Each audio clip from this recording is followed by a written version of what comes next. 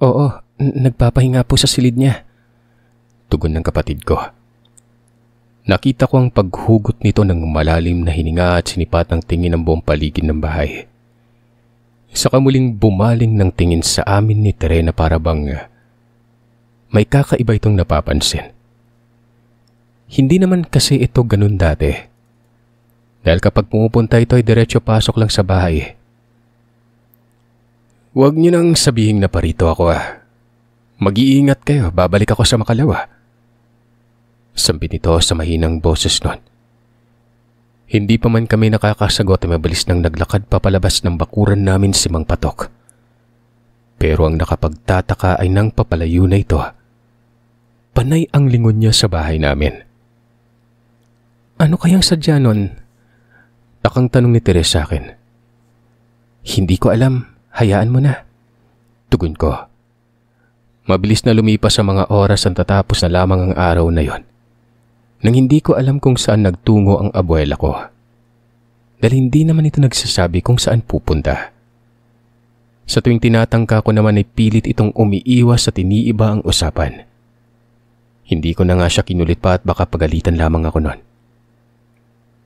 Matapos ang pangyayaring iyon ay napansin na namin ng kapatid kong nag-iiba na ang ugali at pakikitungo sa amin ni Lola Ignacia. Maging ang mga pagkaing inihahain niya ay nag-umpisa ng mag-iba nun. Ang dating purong gulay at prutas na pinapakain sa amin, napalitan na ito ng mga karne. May gulay pa naman itong isinasama pero kapiranggot lang. Yung tipong hindi ka mabubusog kapag gulay lang ang kinain mo. Kaya napipilitan talaga kaming kumuha sa karne. Karne ng manok, baboy, baka, kalabaw, at iba pang hindi ko mawari kung saan nakukuha ng abuela ko ang mga inihahain niya sa pagkainan namin nun. Umagahan, tanghalian, hatapunan ay hindi talaga nawawala sa mesa namin ng putahing karne. Pero sa kabila noon ay mas pinipili namin ni Tere na gulay ang kainin. Dahil yun ang nakasanayan namin. Isa pa'y walang kalasa-lasang nilutong karne ni Lola. Na para bang pinakuluan lamang ito saglit at ni asin ay wala kang malalasahan. Madugo pa rin ito at mahahalata mo talagang hilaw pa. Dahil sa hindi naman kami makapagreklamo ng kapatid ko at ayaw naming maramdaman ni Lola Ignaciang binabastos namin siya, ay nanatiling tikom ang bibig namin habang minamatyagan ang bawat galaw at kilos niya. Batid naming may kakaiba na sa mga ginagawa nito at nakakaramdam na kami ng takot. Pero dahil abuela namin ito at siya lang ang kaisa-isang taong pinagkakatiwalaan namin nun, ay pinipilit naming ipagsawalang bahala ang lahat. Hanggang sa isang gabi nun, nasa kasarapan na kami ng pagtulog ng maalimpungatan ako dahil sa ingay na naririnig ko. Ingay yon ng babaeng tila ba nahihirapan at nasasaktan. Nang maisip ko si Lola Ignacia ay dali-dali akong nagtungo sa silid tulugan. Nang makarating ako sa may pinto ng silid ni Lola, saglit akong napahinto nang biglang tumigil ang ingay na naririnig ko. Kaya naman naisip kong baka nananaginip lamang ang abuela ko noon. Pero noong papabalik na ako sa silid namin ni Tere ay muli ko na namang narinig ang pagdaing ni Lola Ignacia. Pero sa pagkakataong ito ay kakaiba na yon. Nakakapanindig balahibo na ang ingay na nililikha niya na para bang may kaaway at galit na pusa. Kung kaya't unti-unti na naman akong binalot ng takot at kaba. Pero magpaganon pa man ay dahan-dahan ko pa rin binuksan ang pinto ng silid niya. Lumangit-ngit yon ng bahagya. Nang akmang papasok na ako ay halos magulantang ako nang biglang may humawak sa kamay ko. Kamuntikan pa akong mapasigaw. Mabuti na lamang at nakita ko agad kung sino ang nagmamay-ari ng kamay na yon. Si Tere. Umiling-iling pa ito na para bang sinisenyasan akong huwag nang tumuloy sa pagpasok. Mabuti na lamang at ginawa yun ng kapatid ko, Sir Seth, dahil kung hindi, baka hanggang dito na lamang ang kwentong ito. O baka hindi ko ito napadala. Nang muli ko kasing tingnan ang nakabukas na pintuan ng abuela ko, ay tumambad sa akin si Lola Ignacia. Wala itong kasaplot-saplot sa katawan. Pero hindi ko makita ang maselang parte nito dahil sa naghahabaan at mayayabong na balahibo na nakatabon doon sa parting yon. Rinig na rinig ko talagang nakakakilabot na pag-angil ni Lola Ignacia. Dahil sa nasaksihan kong yon, ay halos maistatwa na ako sa kinatatayuan ko't hindi ako makapaniwala sa nakikita ko.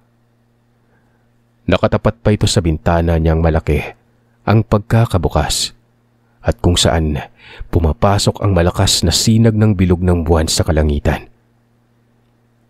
Mabuti na lamang at hinila na ako ni Tere pabalik sa silid tulugan namin noon, bago pa man ako makita ni Lola. Dagli kaming nagtalukbong ng kumot dahil sa takot. Maya-maya pa ay nakarinig na kami ng mga yapak ng paang patungo sa kinaroroonan namin ng kapatid ko. Tumigil ang mga yapak na yon sa tapat mismo ng pintuan naming kortina lang ang pangsarado. Nagtagal yon ng ilang minuto na parang inuusisa nito kung gising pa kami. Kahit na hindi lumilika ng kung anong ingay ang nilalang na nasa tapat ng pinto namin, ramdam ko naman ang napakabigat nitong presensya. Yun bang pakiramdam na may nagmamasid sa'yo? Kaya naman pigil hininga ang ginawa namin ni Tere, at ni konting galaw ay hindi talaga namin tinangkanon. Nang mga sandaling yun ay halos gusto nang kumawalan ng puso ko sa lakas ng pagtibok. Idagdag pang nakakarinig na ako ng kakaibang tunog at ingay na para bang may nagtutok-tok ng kung ano sa kahoy na kawayan. Nakakapanindig balahibo yun kung pakikinggan mo, lalo na't kung sa kalagitnaan ng gabi mo ito maririnig, kasabay ng nakakapangilabot na hunay ng wakwak. Kinabukasan, hindi ko na napigilan ang sarili at kinompronta ko na si Lola kung ano ang nangyayari sa kanya at saan siya galing noong araw na hindi siya nakauwi sa amin. Ang mahalagay nakauwi na ako. Magagabayan ko pa rin kayo hanggang sa paglaki niyo. Tugon niya na mas lalong nagbigay ng katanungan sa akin noon. Ano po bang nangyari sa ila? Ano bang nais mo malaman? Kung ano po yung gusto niyong ipaalam. Nang sabihin ko yun ay tanging pangiti lamang ang itingon niya sa akin. Tinalikuran na ako at iniwang mag-isa sa pagkainan. Dahil sa wala akong nakuhang matinong sagot sa abuela ko, ay mas lalo pang lumakas ang kutob kong may nangyaring hindi maganda sa kanya. Hindi ko naman alam kung saan at kanino ako hihingi ng tulong. Malayo kami sa mga kapitbahay at hindi naman ako malapit sa mga kabaryo namin. Tanging ang kapatid ko lang talaga ang kasangga ko ng mga oras na yon.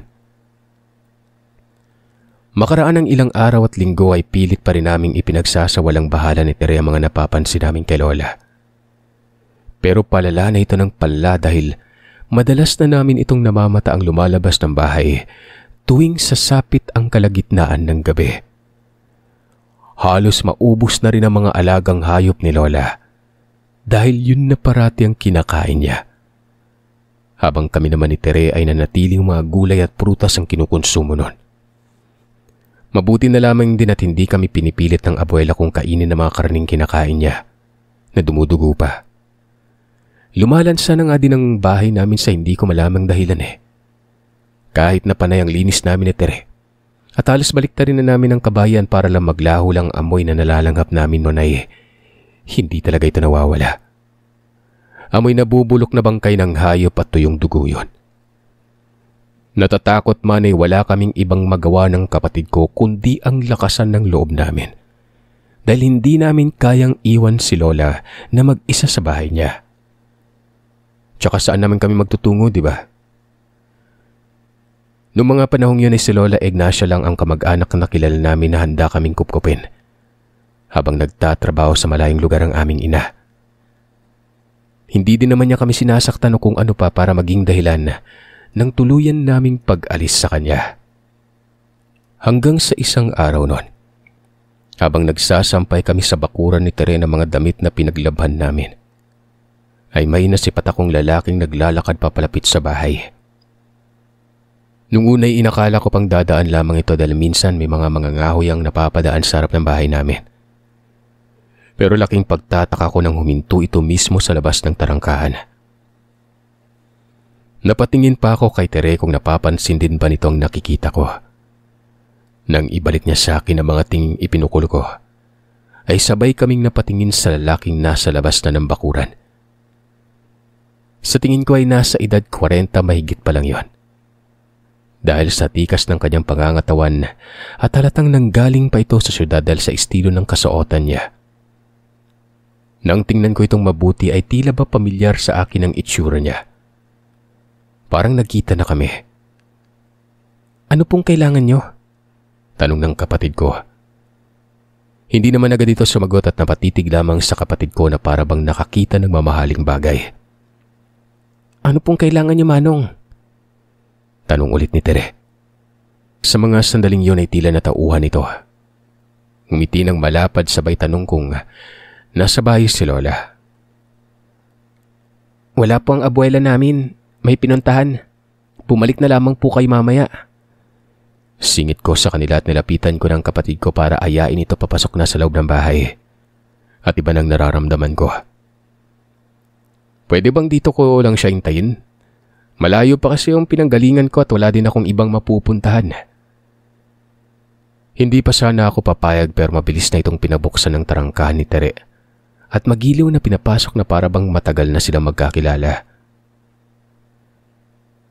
Nang makarating kami sa balkonahe at may lapag ng lalaki ang dala niyang malaking bag, ay nanghingi pa ito ng maiinom. Kinuna naman ito ni Tere noon. Mabilis ko naman siyang sinundanan doon ay sinermohan ko itong hindi dapat basta-basta na lamang kaming magpasok ng kung sino-sino sa bahay, lalo na't dalawa lang kaming naroroon. Kahit na may idea na ako ng mga sandaling yun kung sino ang lalaking ito, hindi pa rin ako kampante. Na baka nagkakamali lamang din kasi ako nang iniisip noon. Mukha naman siyang mabait, ate. Wala naman siguro siyang gagawing masama. Habang hinihintay nga nito si Lola sa balkonahe, muli na naming pinagpatuloy ni Tere ang pagsasampay. Ramdam na ramdam at nakikita ko yung panay sipat ng tingin nito sa aming magkapatid noon. Medyo nainis ako dahil hindi mapawi-pawi sa kanyang mga labi ang mga ngiti nito. Matapos namin magsampay ay doon palang kinausap ulit ni Tere ang lalaki. Nakikinig lang naman ako sa kanilang dalawa. Kung mag-usap ang mga ito ay para bang ang dami na nilang pinagsamahan. Makaraan ng ilang minuto ay sakto naman ang pagdating ni Lola kasama si Mang Patok. Malayo pa lamang ay nakaarko kaagad ang dalawang kilay nito.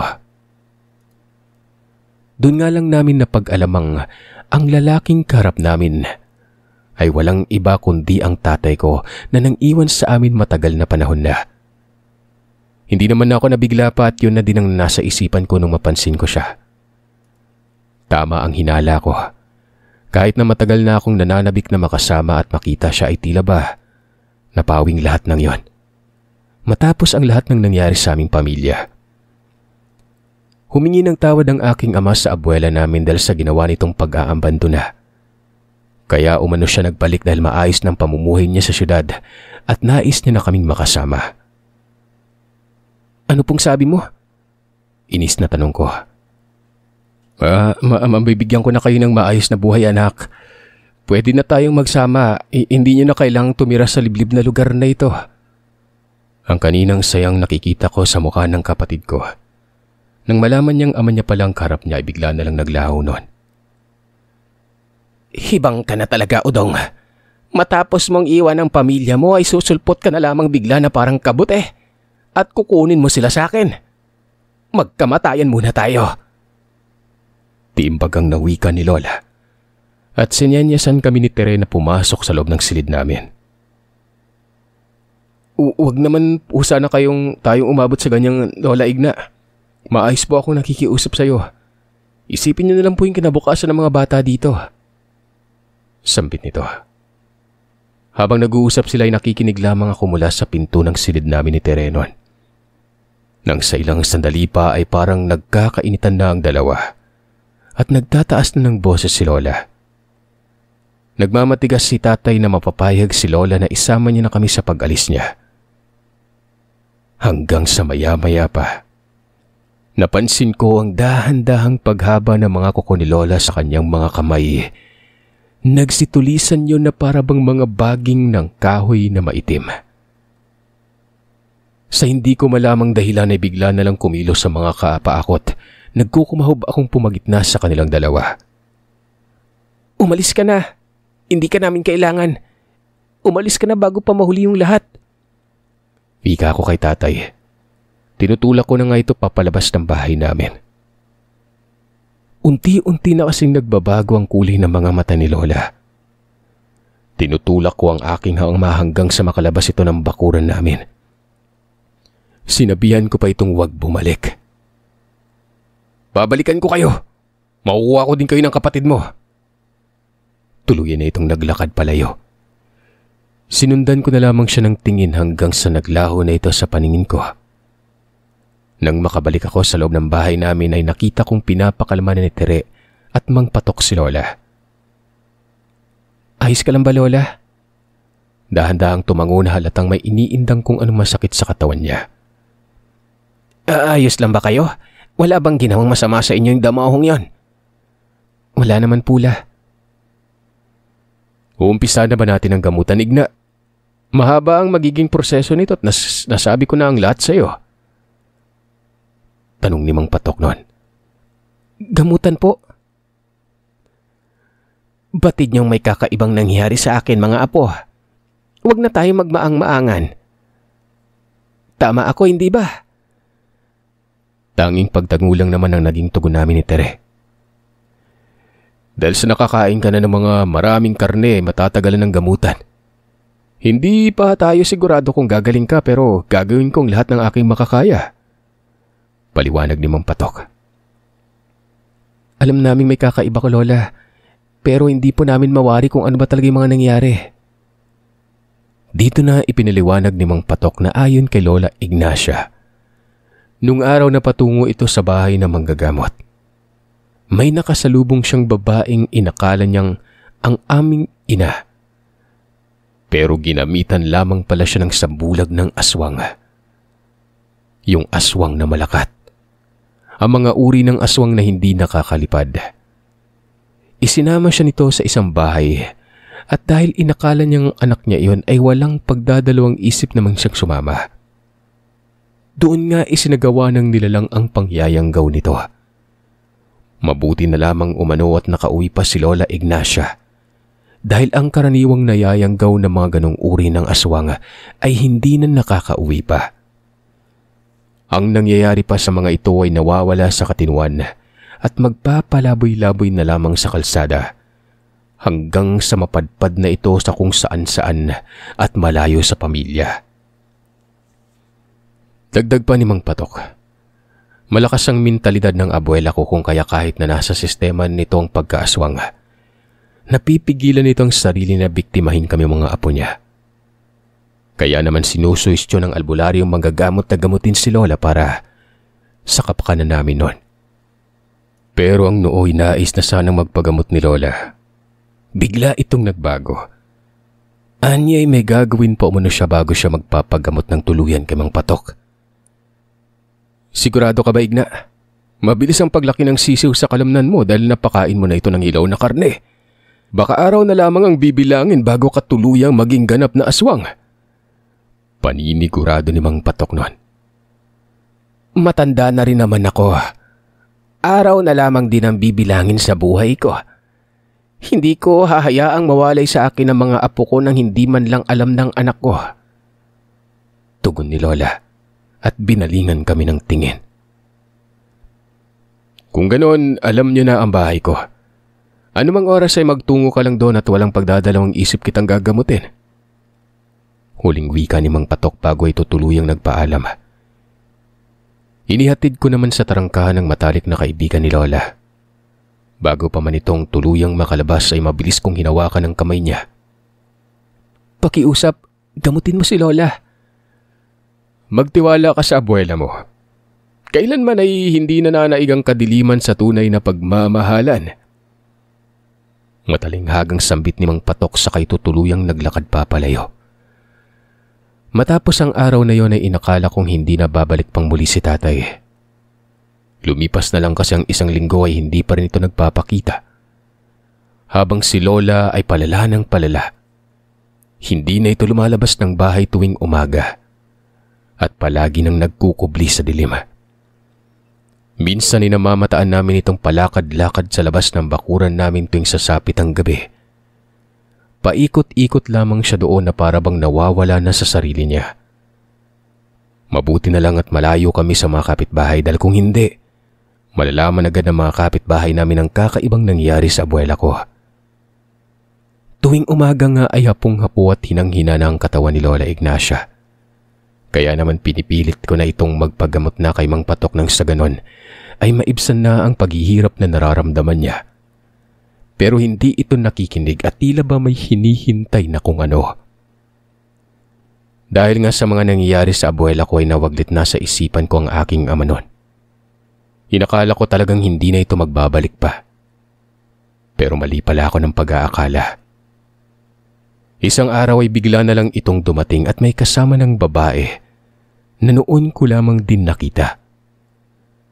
Postura pa lamang ng babaeng kasama niya.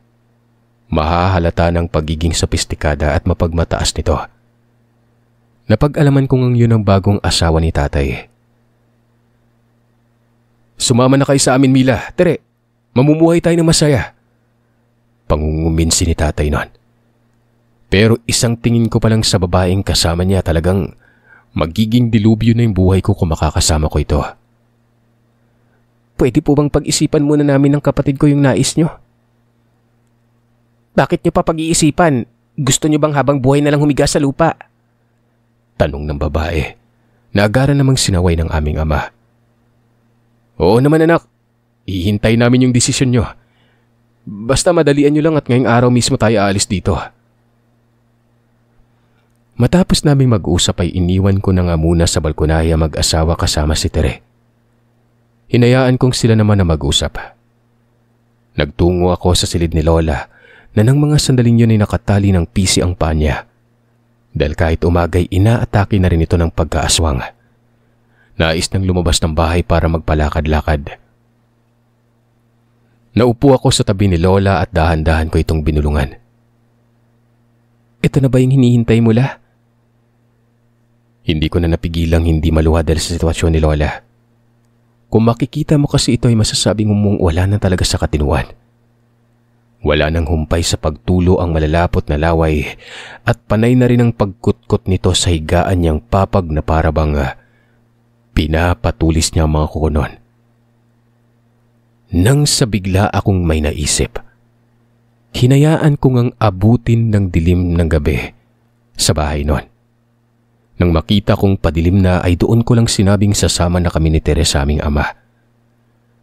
Laking tuwa naman ang mag-asawa at walang kahirap-nihirap nila kaming nakuha noon. Ni isang damit at kagamitan namin ay wala nang pinadala ang maarting asawa ng aking ama. Nagmamadali pa ang mga ito dahil madilim na ang kapaligiran at natatakot sila na kung ano. Habang binabagtas namin ang madilim na daan ay umiiyak pa ang kapatid ko dahil ayaw niyang iwanan si Lola. Hinayaan ko lamang itong umiyak nang sa ganoon ay mahirapan ang babae ng aking ama sa pagpapatahan sa kanya. Hanggang sa maya-maya pa, napatigil kami sa paglalakad nang makarinig kami ng kakaibang tunog. Tunog na para bang may nagtutok-tok sa kawayan. Kasunod noon ay ang mahihinang huni ng wakwak na animoy bumubulong na lamang sa amin. Dagli kong hinawakan ang kamay ng kapatid ko at tiningnan ito. "Ano yon? Sinasabi ko na nga bang dapat hindi na tayo nagpunta dito eh," sabi ng babae ng aking ama. "Wala yun, bilisan nyo na," tugon naman ni tatay. Mabilis ko namang pinisil ng malakas ang braso ng kapatid ko. Dahilan para umiyak ito ng malakas nun. Ayaw na ayaw kasi ni Lola Ignaciang pinapaiyak ko ang kapatid ko. Ilang sandali pa ay nakarinig na kami ng mga yabag ng paang tila ba paan ng kabayong nagtatakbuhan sa paligid namin. Walang ano-ano'y hinila ko patakbo si Tere pabalik sa bahay ni Lola. Nang akmang hahabulin na sana kami na mag-asawa, ay bigla na lamang napatigil ang mga ito nang salubungin sila ng isang nilalang na nababalot sa naghahabaan at nagyayabungang buhok sa katawan. Nanlilisik ang mapupula nitong mga mata. Sa isang kurap nga lang ng aking mga mata ay gumagapang na yun sa lupa patungo sa mag-asawa. Sa takot ng dalawa ay nagkanya-kanyang takbuhan na mga ito at hindi magkandamayaw sa pagsigaw at paghingi ng saklolo. Habang papahina ng papahina ang sigaw ng dalawa na naririnig ko, ay ang siyang paglakas naman ng huni ng aswang. Tanda na papalayo na ang mga ito. Nang makapasok kami ni Teresa sa loob ng bahay, ay mabilis naming tinungo ang silid ni Lola Ignacia. Doon nga ay wala na ang abuela namin. Nagtatakang nagtanong pa ang kapatid ko kung paano natanggal sa pagkakatali ang paa ni Lola. Napangiti na lamang ako at sinabing ako mismo ang nagtanggal ng tali sa paa ng abuela namin. Tingin mo ba hahayaan kung makuha tayo ng ama natin? Matapos niya tayong abandonahin, babalikan niya tayo para gawing katulong ng bago niyang asawa. Hindi no, hindi papayag si Lola Ignacia. Sambit ko. Doon ay isiniwalat ko sa kapatid kong narinig ko ang mag-asawang nag-uusap na kaya nila kami kukunin ay para may maging tagapag-alaga na magiging anak nila. Buntis ang asawa ng aking ama. Nasa 3 buwan pa lamang yon kung kaya naman hindi pa ganun kalata ang tiyan at nakakapaglakad pa ng malayo. Yun din ang dahilan kung bakit pinakawalan ko si Lola. Nang sa ganoon ay mapagbayaran ng aking ama ang kalokohang ginawa nito sa aming ina. Nang gabing yun ay magdamag nga naming hinintay ang pagbabalik ni Lola. Masama na sa masama pero umaasa ako nung sana ay nabiktima ni Lola ang sanggol na nasa sinapupunan ng babae. Pero nang makabalik sa bahay si Lola, malinis ito. Ni katiting na bahid ng dugo ay wala akong nakita sa kanya. Sinuri ko pa ito ng tingin at hindi nga ako nagkamali nun. Hindi niya biniktima ang anak ng taong sumira sa buhay ng anak niya. Nang mga sandaling yun ay nakaramdam ako ng pagkadismaya sa sarili. Gusto kong ipagiganti ang aking inang naghihirap at bunsong kapatid na nawala dahil sa pang-iiwan ni tatay. Pero kahit ganun pa man ay masaya pa rin akong nakauwi ng ligtas ang aking abuela. Nang araw ngang yon ay nagtungo ako sa bahay ni Mang Patok para abisuan itong umpisa na ang magiging gamutan ni Lola Ignacia. Dahil sa wala namang ginagawa ang albularyong manggagamot, ay agaran itong sumama sa akin, dala-dala mga aparato niya. Pagkadating sa bahay ay agad na nga nitong inumpisa ng gamutan. Ayon dito ay magagamot pa naman umano si Lola. Kahit na nakakakain na ito ng karne. Basta't karne lamang ng hayop at hindi sa tao. Nang suriin ni Mang Patok si Lola ay nakumpirma nitong hindi kumain ng karne ng tao si Lola. Doon ko napagtanto na kaya siguro hindi biniktima ni Lola ang buntis na asawa ng aking ama dahil likas na talaga kay Lola ang pagiging mabait. Tinakot niya lang talagang mag-asawa nang sa ganon ay hindi na ito bumalik pa at hindi na kami kunin ng kapatid ko. Hindi ko alam kung bakit sumagi sa isip ko noon ang magigante sa pamamagitan ni Lola. Siguro ay dala ng bugso ng damdamin at galit sa aking ama. Labis-labis na sakit ang nararamdaman ko noon para sa Lola. Kung siguro ako ang nasa kalagayan niya, hindi ko alam kung paano lampasan ang pagsubok na yun sa buhay ko. Pero si Lola, hangang-hanga ako sa katapangan niya. Bukod sa yanggaw na nasa katawan niya ay nagawa niyang labanan ng aking ama na walang kwenta. Gaya ng sinabi ni Mang Patok, ay hindi naging madali at mahabang proseso ng gamutan ni Lola. Araw-araw ay nasa bahay namin ang manggagamot. Kung ano-anong orasyon, pagpapausok at pagpapainom ng mga halamang gamot ang ginagawa niya sa Lola. Sa tuwing ginagamot naman ni Mang Patok si Lola, ramdam ko ang sakit na nararamdaman niya. Naghuhumiyaw ito at animoy kinakatay na baboy. Pero kahit ganun pa man ay hindi ko nakikitaan ng panghihina ng loob si Lola. Lumalaban pa rin ito. Hanggang sa isang araw ay bigla na lamang siyang sumuka ng napakarami. Kulay itim yun na parang bulak sa kanal.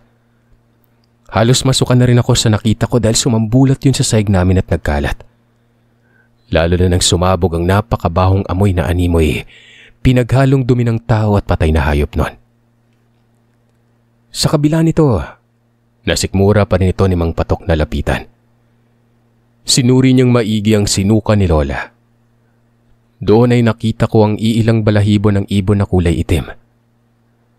"Akin na ang pulang tela, Mela," sabi na albularyo. Kinuha ko ang pulang telang kasama sa mga aparato niya at tagling inabot sa kanya. Itinapat niya yun sa bibig niya at muling bumuka-buka ang bibig na manggagamot na yon. Patig kong nag-uusal na naman ito ng orasyong siya lang ang nakakaintindi. Maya-maya pa, gamit ang kamay mismo ay pinulot niya isa-isa ang itim na balahibo ng ibong nakikita ko noon. Napapangiwi pa ako noon dahil sa sobrang kadiri talaga. At sa bawat paghawi nito ay sumasabog ang kakaibang amoy na nagpapabaliktad ng sikmura ko. "Nilabas na ng lola mo ang yanggaw sa kalamnan niya. Durug-durug na pero nakakalason pa rin ang nilalang na ito. Halika, alalayan mo ako." Wika ni Mang Patok at pinalapit ako noon. Nang makalapit ako ay pinahawak niya sa akin ang pulang tela at pinabuka ng maayos. Doon ay nilagay niya isa-isa mga balahibong nakukuha niya. Hanggang sa nakita kong maging ang mga lamang loob, ulo, mata, utak, tuka, maging ang paa ng ibon ay kulay itim din. Matapos mailagay ni Mang Patok sa telang pula ang lahat ng parting yon, dali-dali niya itong ipinasok, binalot. Gamit ang kulay itim na panali ay tinali niya yung maigi at nilagay sa garapong babasagin. Saka muling inusalan ng orasyon.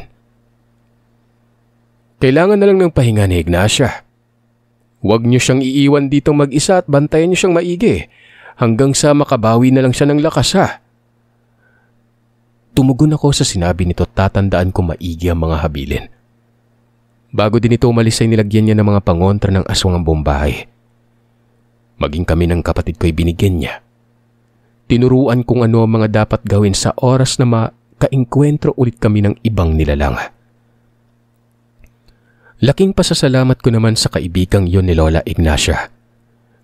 Kung hindi dahil sa kanya ay hindi gagaling at maibabalik sa dati ang abuela ko. Makalipas nga ang panahon ay tuluyan ng gumaling si Lola.